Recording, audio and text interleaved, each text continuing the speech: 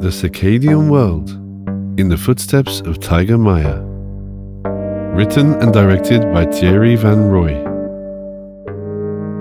With the voice of Woody Young. Part 2. Zinacantan, Mexico, the 22nd of June, 2012. Anton decides to go and see Taquino, the old man of the village. In the Mayan tradition, the winter solstice this year will be the end of the 13th Bactun. After Anton has revealed all his calculations, they spend the rest of the night discussing what has to be done and in what priority. Anton thinks of alerting the astronomers in his network, the local newspapers, and the general population. He will certainly be taken for one of these sectarian fools who at regular intervals predicts the end of the world. And if what he says is taken seriously, the population will sooner or later freak out, and the resulting chaos would be as devastating as the collision itself. Warn the authorities? Which ones? Anton distrusts any representative of the power structure in this country. After a few hesitations, he decides to publish his alarming conclusions on his blog. In the following days, when collecting his messages, he notices that his connection gets very slow. A friend calls him later to warn him about very aggressive and disparaging posts and articles about him, despite the respectable name he has in this field. Anton has become a well-respected scientific journalist and contributes to a few well-known magazines. Some try to expose the outlandishness of his conclusions. He is now aware that he has ignited the oily wick, and malevolent people are now trying to discredit him. During the following weeks, he is pestered on the phone, and his family feels threatened. Anton is not from this country, and he is still looked upon here as a communist, even though he is someone who escaped from the Soviet Union. He has no support or protection here, which is a serious handicap in this country. He very quickly understands something major, that some governments and scientists have known for a long time what is going on and are preparing themselves for the consequences. They plan first to save their own lives, and second, to try and make a geopolitical or economic profit out of the situation. The ones who know and who are trying to discredit him might be Cubans, Indians, or from the US administration. Their motive for not disseminating the information would then be very different from one another's. But Anton gives up thinking about the political topics that swirl far above his head. His family has suffered from Soviet communism, and he himself has been dogged by Secret Service agents during certain periods of his life. But now he fears for his life and only has 6 months, even less than that, to react. Meanwhile, the Earth spins and slowly destroys itself through a slow necrosis. On the international political scene, the newly elected regime in the USA gave a slightly better impression than their sad predecessors. After a short-lived flurry of goodwill, environmental questions were transformed into a harsh battle of competing influences. It seems ever clearer that democracy is becoming the facade of a world ruled by lobbies, often cultish ones. Signs of Satanism and a dangerous new world order appear everywhere. In corporate logos, on banknotes, in subliminal frames on primetime TV. They are like signals sent to no one knows where.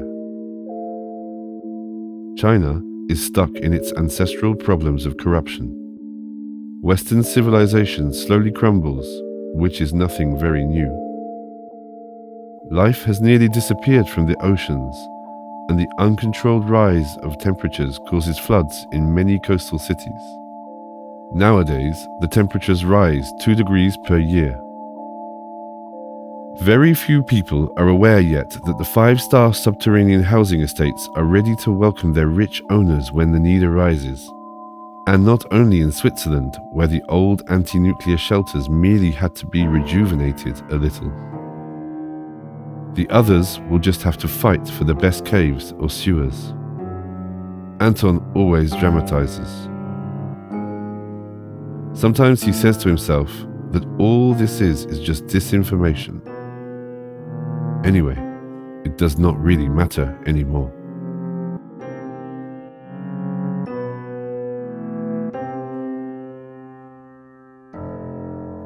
Chapter 2.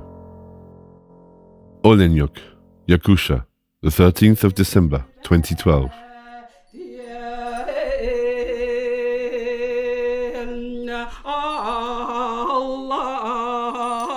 Konstantina Alexandrovna is no ordinary doctor.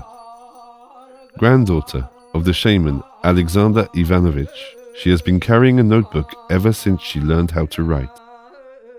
Alexander was a highly respected and powerful shaman until the Soviets decided to exterminate all these enemies of the revolution and servants of the devil. Ethnologists were sent by the Soviet regime with the mission to make fools of them. Orthodox priests finished the work of demonizing them. It was of utmost importance to destroy the fascination and the power that the shaman represented in the community. Alexander Ivanovich, however, kept on practicing in secret, transmitting the messages he received from animal helpers and from the spirits of the ancestors. He kept on making the voices of the alternate reality heard, kept on healing and advising. Early on, he had decided that his granddaughter would be his successor, and he let her attend the rituals. She remembers his costume made of reindeer skin, spangled with metallic symbols of all kinds, moon crescents, suns, sables, stoats, and other animals of the Taïga. Each time, she was impressed by his guttural chanting and the rattle of metallic pieces dangling from his costume. The drum dance of her grandfather was intended to invoke the spirits and the animal helpers. She learned from him the shamanic journey into the three worlds, its techniques, and its communication code of ethics. The purity of behavior one adopts toward the denizens of the spirit world one meets during shamanic journeys has stayed with her and guides her behavior in real life. A shaman does not choose to become one. He is chosen, often unwillingly. An intense initiation is required, leading sometimes to delirium or even death. To keep his status, the shaman has to show results in healing or channeling information.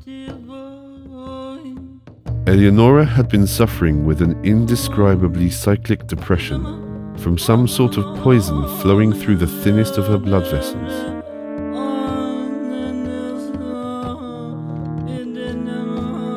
Konstantina is a neurologist as well as an udagan, a female shaman, which is very rare.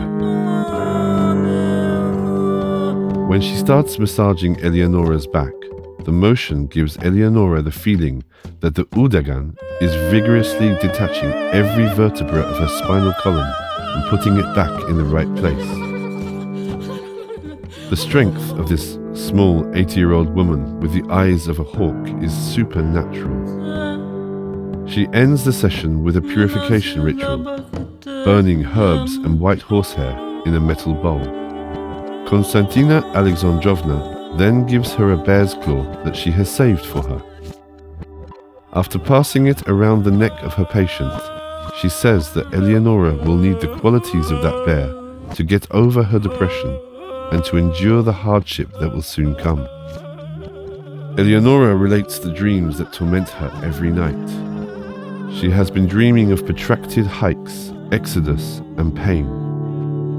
Konstantina gazes at her intently to see more deeply within her, and she asks her to come back the next morning.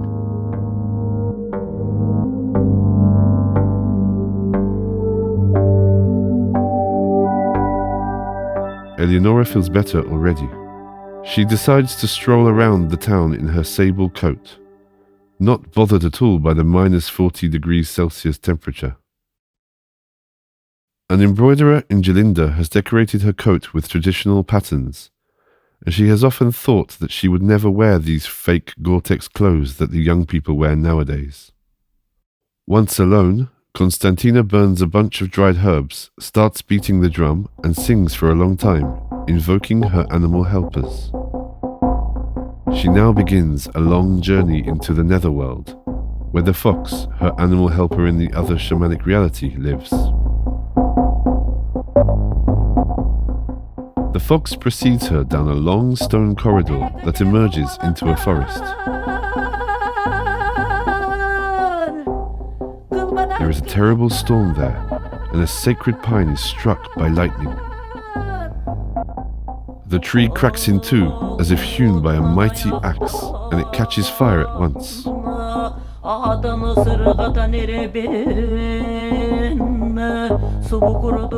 Thousands of insects that had made their nest under its bark start to swarm. Then they fall into a river that flows next to the tree, and the roiling river sweeps them along in perilous swirls.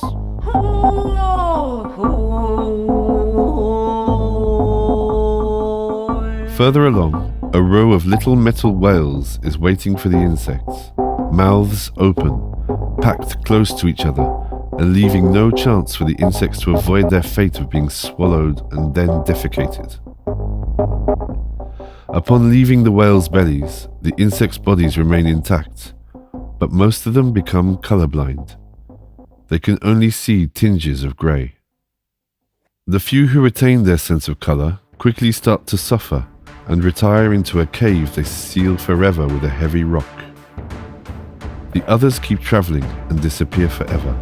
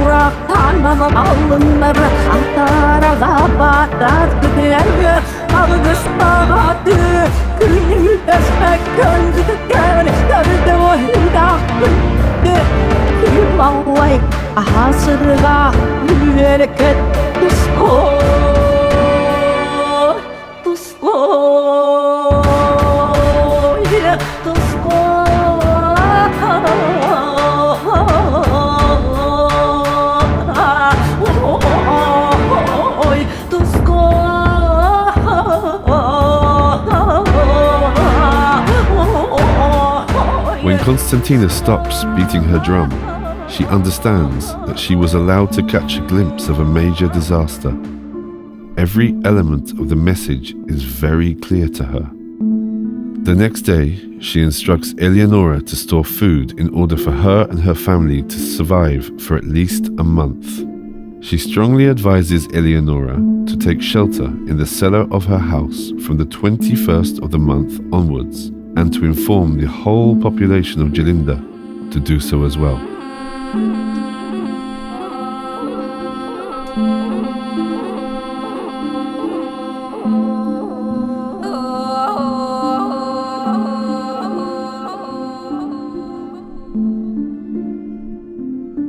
Mexico, Zinnekanten, the 15th of October. Anton is very familiar with this cave. It's a country place for rendezvous, far away from the gossip of the village. In this area, there are several cenotes, huge underground natural caves considered by the Mayans to be sacred. On this flat land covered with eucalyptus trees, nothing indicates the presence of a cenote. One has to know where the entrance is located. It is a simple, round hole in the ground, as big as a round table. The cenote Anton visits is as big as a church. Stagnating water at its bottom makes the atmosphere quite damp, and a very distinct flora grows there in the darkness.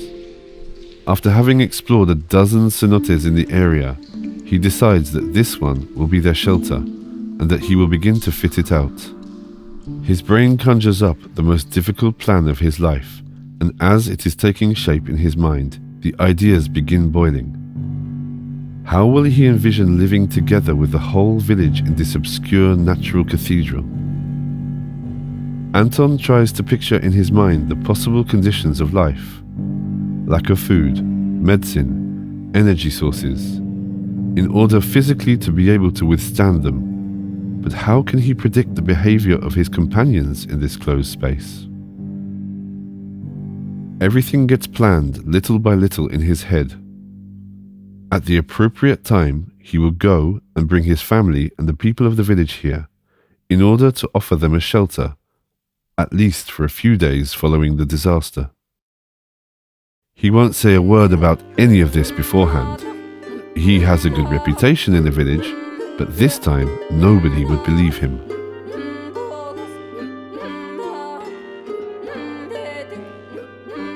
Anton borrows significant sums of money and sells his house without his family's knowledge. In any case, he says to himself, the value of money will very soon be debatable.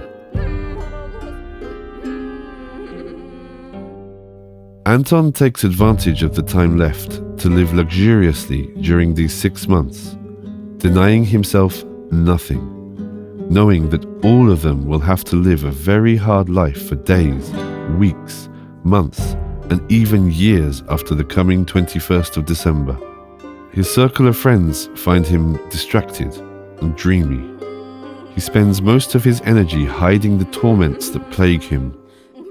Therefore, his second son Sham is surprised by a delivery of 100 hard drives, and even more so by Anton's frenzy to download various material about very different subjects, such as culture, nature, medicine, and survival techniques.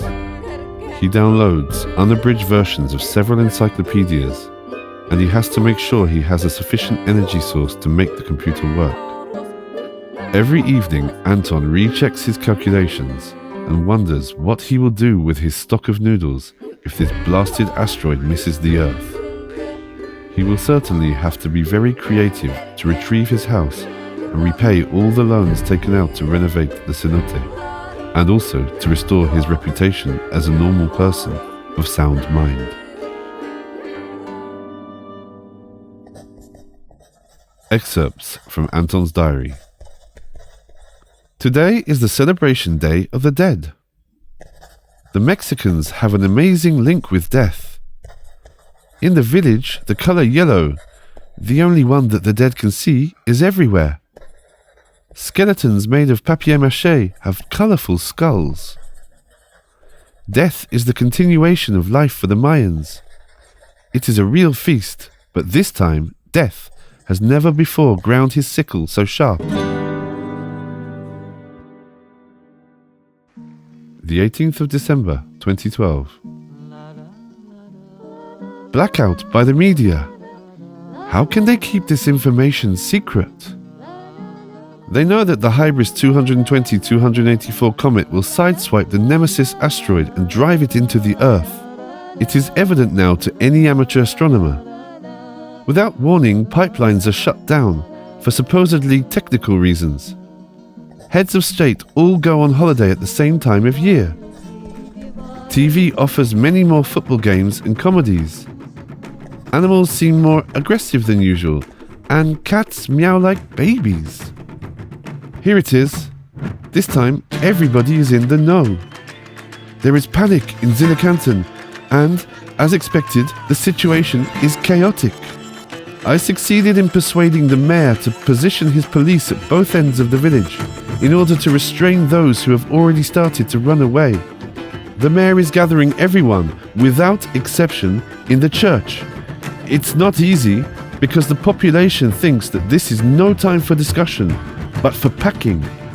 Many families sit down on the floor of the church in circles amidst hundreds of candles, as they used to do for praying under the protective gaze of saints surrounded by trinkets. There is no time to lose. To all those distraught and disbelieving people, I'm trying to describe what will happen in the sky and on Earth, and explain my preservation plans to them. The most difficult thing is to convince them to follow me, to pack the minimum, because the cenote can't hold all their furniture.